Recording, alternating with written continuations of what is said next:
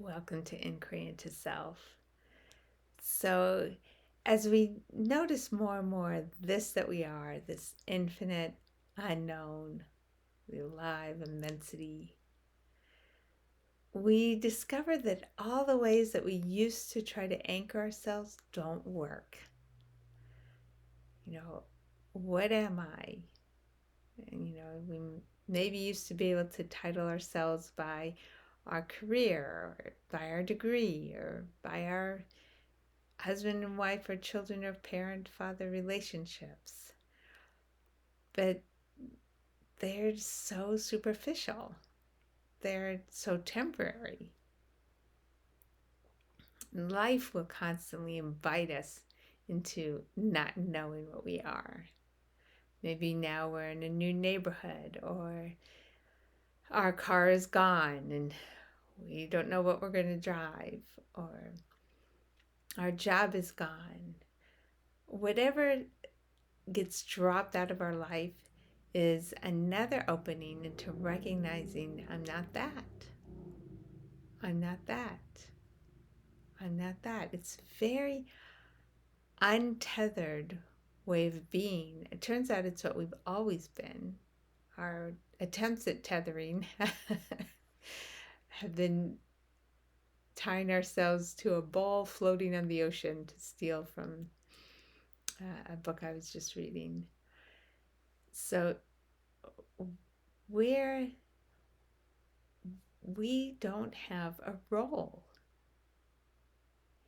The moment calls us into whatever our role is going to be, but it can switch instantaneously.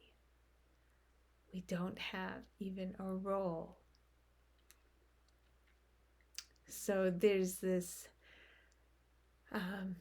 letting go, letting go, letting go that I keep experiencing.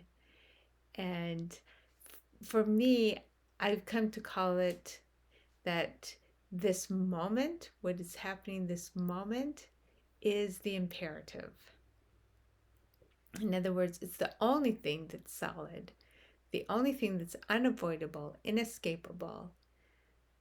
So everything, the whole web of existence conspired for this to be what is right now.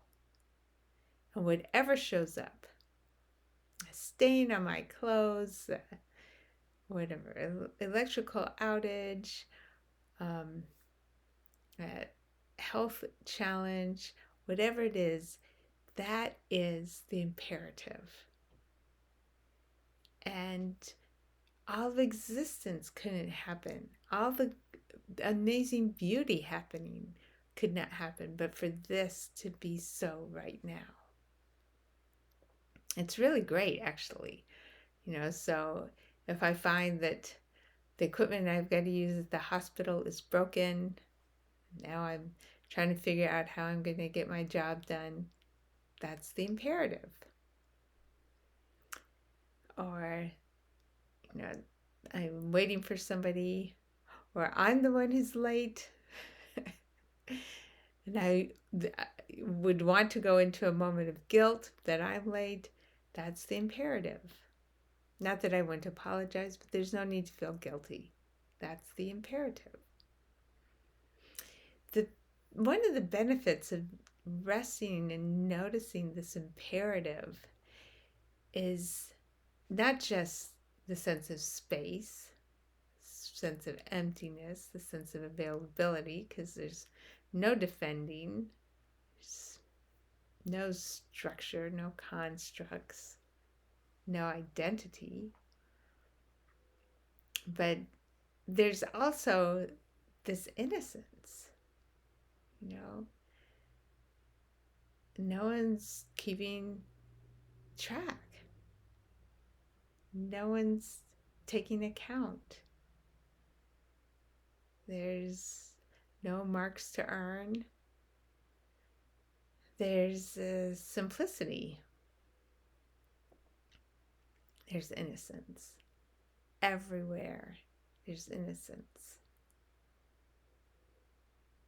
This imperative is is the movement that dances everything. So if I make a financial decision that doesn't seem wise afterwards, there's the imperative. Not that there isn't learning, not that there isn't, you know, a wisdom that continues to get cultivated as we learn and grow, but there is this spontaneity, this simplicity.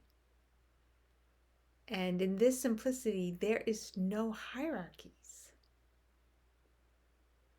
So, you know, it doesn't matter who I'm talking to, there's no hierarchy. I can learn from anyone, can be inspired by anyone. There's just this imperative, because there's no place to land. The closest thing is the moment. So I see that I made a mistake, this unkindness, and I can go make the amends without any extra complication. It's the most simple thing. Oh, is there anything I can do to make this right? But it's very simple. And without that need to prove anything, any identity to hold, any person to be, it's just so light. So I'm talking to a patient, and as we're discussing, who knows where the conversation may go, but there's a willingness that this person have whatever health complication they're having as an imperative for their experience, and my interaction with them as an imperative with their experience.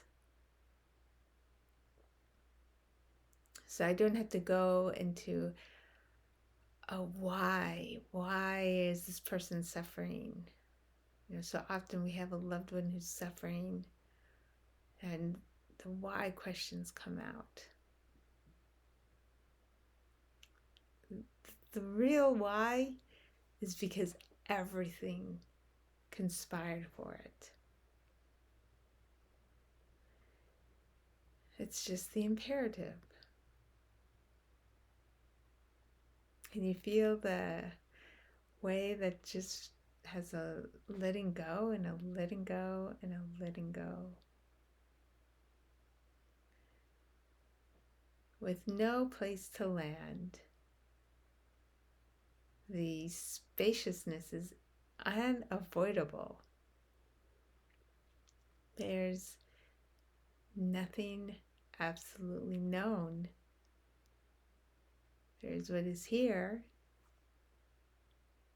but there's nothing absolutely known. So if somebody criticizes my yard, or if somebody gives me a gift and I don't have the right response, if they make a mistake on my bank account, it's all the imperative. And then there's, okay, well, what is next? And this willingness to be in a mystery is this rising willingness. It's actually happening within all of humanity. As you talk to people, it's not being reported in the news, but as you talk to people, you may discover more and more people who are outside of any particular path, outside of any particular normal lane. And there's a willingness in humanity to engage outside of the lanes, outside of the paths, in every area of life. Of course, the things that are structures in our world, the bureaucracies and politics and institutions, a few of them are also learning to bend and move and flex, but a lot of them are having a response.